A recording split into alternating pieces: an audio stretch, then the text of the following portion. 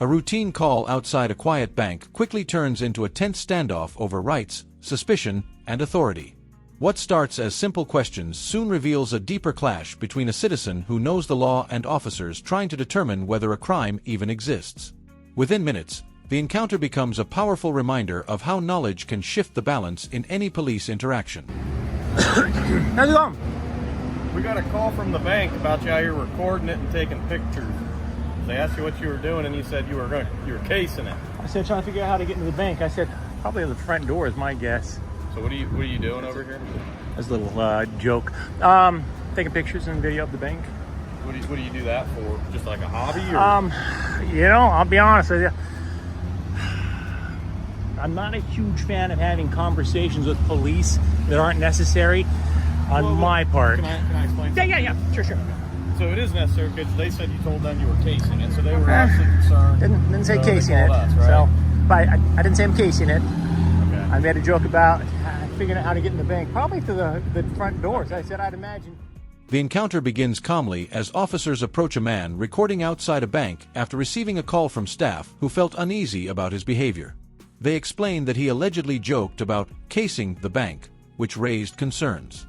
The man immediately clarifies that his comment was sarcasm, insisting he was simply taking photos as a hobby. The tone remains polite but cautious, with both sides trying to understand the other's perspective while the underlying tension slowly builds. The windows wouldn't be smart. So that's a joke. It's not a crime. So you just made a joke. Yeah. It's not a crime. Yeah. That's what I'm here to determine, to make sure. Yeah, that's it. You know what I mean? I can't imagine anybody in their right mind would take me seriously on something like that. We see some pretty wild stuff, you know what I mean? You got any ID on you? Indeed. Do you suspect me of committing a crime? That's what I'm trying to determine. You can't determine whether you suspect me of committing a crime without my You're ID? required to identify yourself to a law enforcement officer, okay? So you're saying that I'm required to identify myself if a law enforcement officer asks in Ohio? In this situation, I'm here investigating this, okay? So what crime do you suspect me of committing? Well, it's suspicious activity. You're trespassing, those sorts of things. I'm trespassing? If you were, No. okay? You were on their property over there. I am not. It is my Not understanding. now. It is my understanding of Ohio law, unless. As the conversation continues, the officers press further, saying they need to determine whether any suspicious activity is taking place. The man, however, pushes back respectfully, asking a key question: whether he is suspected of committing a crime.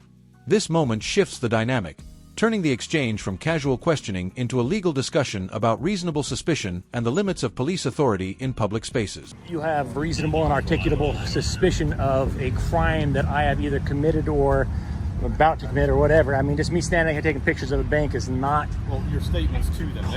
obviously pretty Yeah, worried figure about out how to go that. through the front door. Yeah. Well, that's not what they told us. Well. So I got to go by their end. Well, you Yeah. talk to them.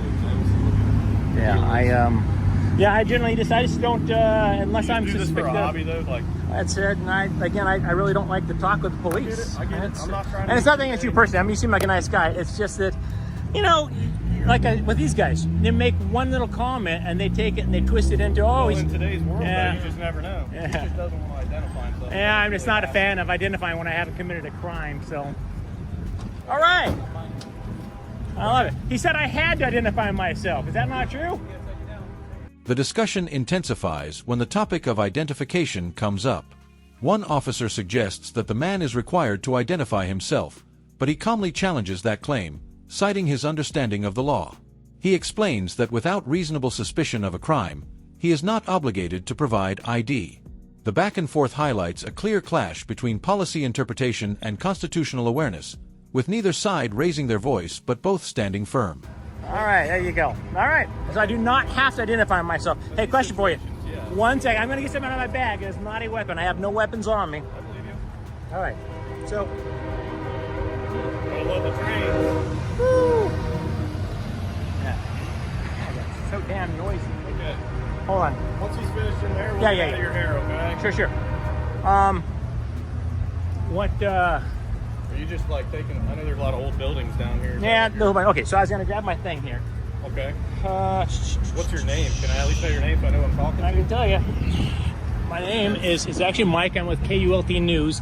Where's that The at? first thing, Officer Kelly, I'd like to ask you why you claimed that I had to show you my ID. Because I'm here investigating That's not true, though. I don't have to show you my ID if you have no reasonable and articulable suspicion of committing a crime. Despite the pressure, the man maintains a composed demeanor, even warning the officer before reaching into his bag to avoid any misunderstanding. The interaction shows a mix of caution and professionalism, as the officer continues asking questions while acknowledging the man's cooperation in terms of safety. The scene reflects how quickly routine encounters can become delicate situations where communication and tone matter just as much as the law itself. No, I don't. No, I don't. Not unless you suspect me of committing a crime. Look up failure to disclose. You have to suspect me of committing a crime. So you're going to walk away today without knowing my name. Are you going to arrest me because I didn't give you my ID? So I haven't committed a crime, but so you think I have to give my name, date of birth, and everything if I haven't committed a crime?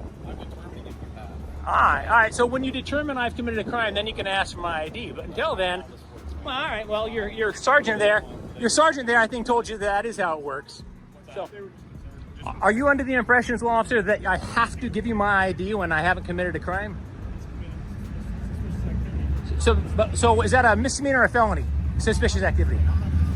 All right. So go ahead and bounce. I will dismiss you without further argument, Officer Kelly.